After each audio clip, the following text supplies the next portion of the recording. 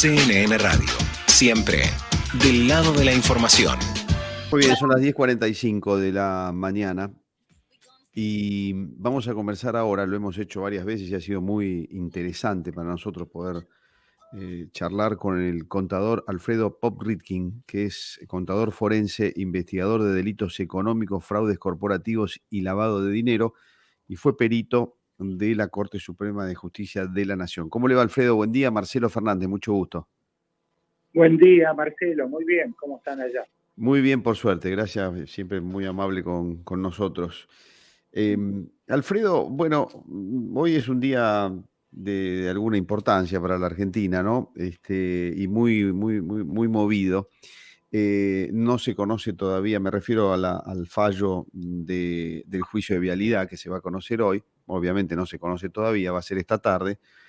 Pero yo encuentro, tengo una posición tomada, ¿no? Pero yo encuentro que hay gente que dice que no hay ningún elemento de juicio como para condenar a la actual vicepresidente, y hay otros que creemos que sobran los elementos, pero por sentido común nada más, no porque hayamos estado metidos en el expediente, ni mucho menos. En base a su experiencia, ¿qué tiene para decirnos sobre esto, Alfredo? Bueno, muy interesante la pregunta. Es cierto, hay quienes miran el vaso lleno y otros que hacen lo contrario, no miran la parte que no estaría incriminando a los que están siendo enjuiciados en la causa vialidad. Yo puedo dar mi opinión en base a el seguimiento de parte del juicio oral. Yo creo que para hablar con propiedad hay que conocer lo que pasó en el expediente, más allá de las sensaciones, y también cómo viene la historia de la familia Kirchner vinculada con las otras causas que se empalman, digamos, que se entrecruzan con esta causa de vialidad, que son la ruta del dinero acá, que es la causa Los Sauces y Otesur, y que todas, bueno, de alguna manera, vistas en conjunto, forman un todo articulado. Alfredo, lo paro un segundo ahí porque me parece que lo que acaba de decir es pero muy importante. Yo lo considero de la misma manera, pero no está muchas veces así planteado. En muchos casos se toma la causa vialidad como una causa que empieza y termina en lo que se está debatiendo en esa causa, pero para mí es imposible desprenderla de las otras causas que usted mencionó, más allá que la justicia lo tenga, no sé si lo tiene que tomar por separado, si las denuncias están acotadas o qué, pero ver todas las causas juntas cierran un círculo donde queda muy, a mí por lo menos, y usted me va a decir su punto, queda muy clarito cómo era la estrategia, ¿no? Acá hay un problema, es verdad. Esta causa vialidad, digamos, tramita en forma independiente. Empieza y termina en vialidad. Y la lleva a un tribunal oral.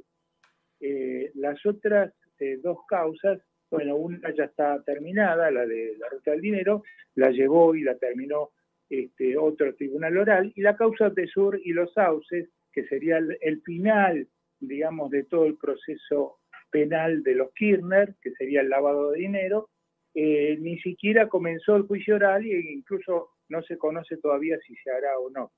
Sí, es todo un tema, ¿no es cierto? Es complicado. Lo que pasa que el juez de primera instancia en la causa vialidad, que es el juez Colini, en su momento tuvo muchas dudas acerca de digamos, darle lugar, proseguir e impulsar esta causa vialidad y las demás también.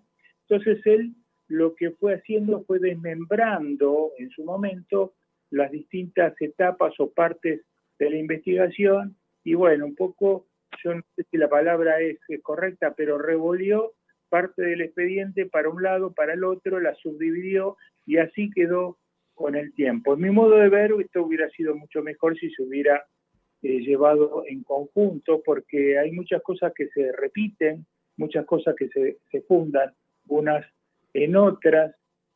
Pero por otra parte, Alfredo, queda más claro, a mí me parece, si se ve todo junto, que era una estrategia muy deliberada y armada con personas puestas en los lugares que tenían que estar puestas, para que la plata saliera del Estado y siguiera por canales que aseguraran que la plata iba a volver, o no iba a volver al Estado, pero iba a llegar a bolsillos vinculados con todo este circuito, ¿no? Que podría ser el de la vicepresidenta, el del expresidente, no sé.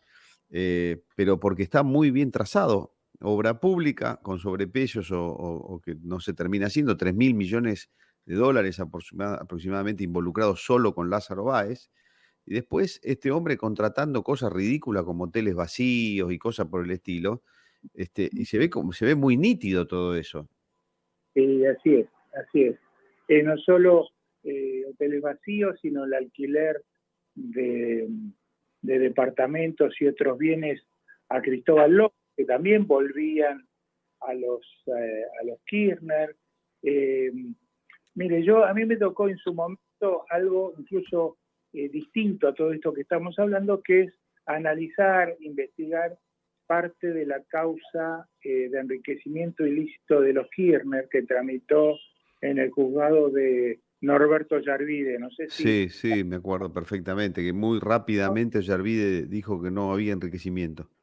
Tal cual, así es. Pero bueno, como yo tuve la posibilidad de ver el contenido, no solo la sentencia de sobreseimiento del Yarvide, sino todo el contenido y cada uno de los pasos que se dieron en aquella oportunidad, pudimos ver con nitidez el proceso de lavado de dinero, cómo se fue armando, a partir de enriquecimiento ilícito.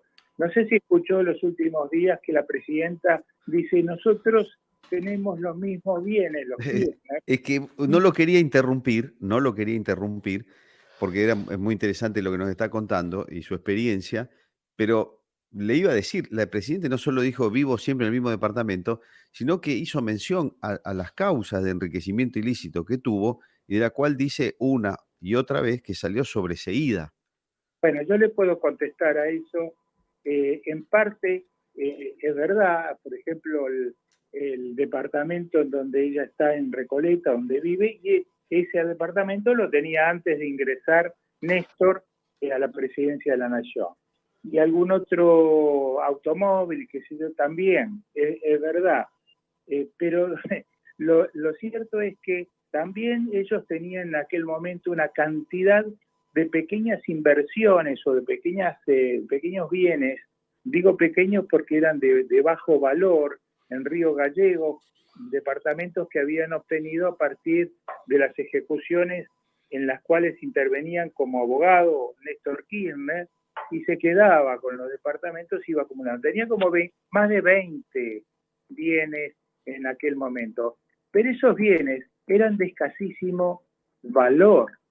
Después, en el año 2005, 2006, 2007, se encargaron de sustituir, es decir, de vender esos bienes que ellos tenían y de comprar o quedarse por monedas con algunos bienes, por ejemplo, terrenos en el Calafate. Claro, con valor, que los compraban a valor fiscal, ¿no es cierto? Compraban a valor fiscal, pero que algunos de ellos lo revendieron así, hicieron un pase de manos. Exactamente. Se lo revendieron a un supermercado por millones de dólares, y que todos esos bienes tienen un valor de millones de dólares, o sea, muchísimo más. Capaz que tienen la misma cantidad de bienes inmuebles, pero no la misma calidad. El proceso para pasarlo blanco sobre negro, y solo como ejemplo, tengo un departamentito que vale 2 pesos con 50. Con ese departamentito que vale 2 pesos con 50, me compro un terreno a valor de 2 pesos con 50, cambio el departamento por el terreno, pero ese terreno figura formalmente a 2 pesos con 50, pero termina valiendo millones de dólares, porque lo compró barato o porque figuraba que lo compraba barato y lo terminaba vendiendo en millones de dólares, y ahí se blanqueaba un montón de plata. Exacto, ellos blanqueaban como justamente incrementando los valores, intentando justificar en su declaración jurada como funcionarios, lo justificaban por 2 vías principalmente. Una era justamente los ingresos que obtenían a través de los hoteles. Y el otro gran, enorme valor que les permitía año a año ir blanqueando eran los intereses que percibían de sus inversiones en plazos fijos, intereses en gran medida mentirosos, que no eran ciertos, que provenían del Banco de Santa Cruz, de los Eskenazi, que eran socios, entre comillas, que eran amigos de los Kirchner. De esa manera, año a año, iban capitalizando cantidad de dinero en blanco, y así iban justificando sus incrementos patrimoniales o intentando hacerlo, porque la verdad es que si no hubiese sido por la causa de enriquecimiento ilícito que llevó Ollarvide, en donde se hizo un peritaje, digamos, bastante retorcido y que, digamos, tendía a justificar la cuestión, en donde participó Víctor Manzanares como ejecutor de aquella pericia junto con el cuerpo pericial, que después, con el tiempo, más adelante, el propio Víctor Manzanares confiesa de que todo eso era falso, así como que Ollarvide también confiesa que fue, según él dijo, que fue amenazado, que le quisieron apretar y de alguna manera, no sé, en lo físico también, como que le apretaron el cuello, cosas por el estilo, que lo que dijo en forma pública. Entonces todo eso habría dejado de ser válido. En aquel momento se sobreselló a los Kirchner en aquella causa, pero no correspondía sobreseimiento. Le agrego algo más sobre eso. Con el tiempo se intentó, cuando esto fue descubierto, se intentó reabrir esa causa que había sobreseído a los Kirchner, y justamente la tuvo esta jueza Capuchetti, que es otra jueza que interviene en la causa del atentado contra Cristina.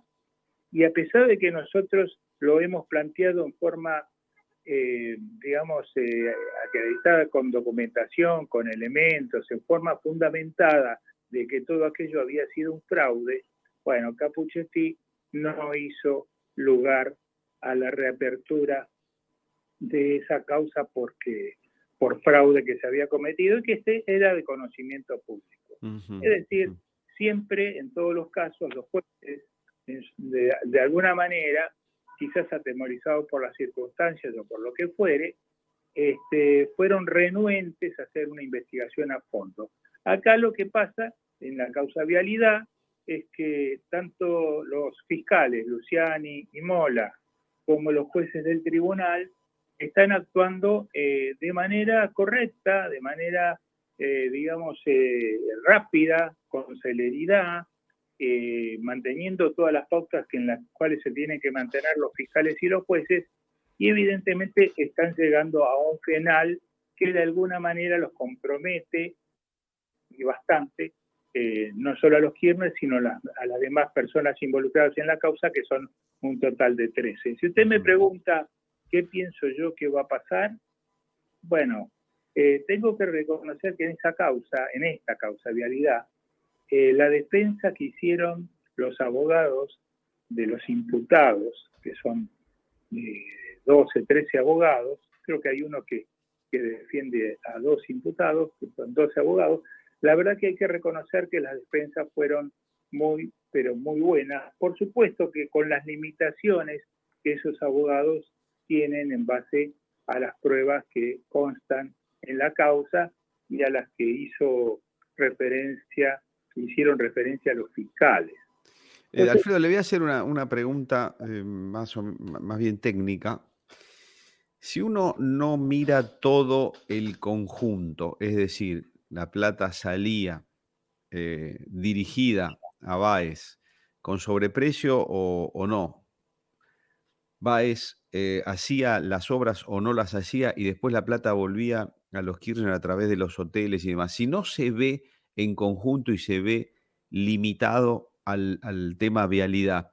¿Hay lavado de dinero o es necesario terminar de ver toda la película a través de los hoteles, por ejemplo, de alguna de las otras cosas, para que, para que se termine de configurar el lavado de dinero? En lo que usted nos contó antes, claramente el delito de lavado de dinero está implícito, ¿no? Vendo un departamentito de 2,50 pesos y después me compro una propiedad que termina valiendo 100 veces más, ¿no? Y la hago figurar por el mismo valor.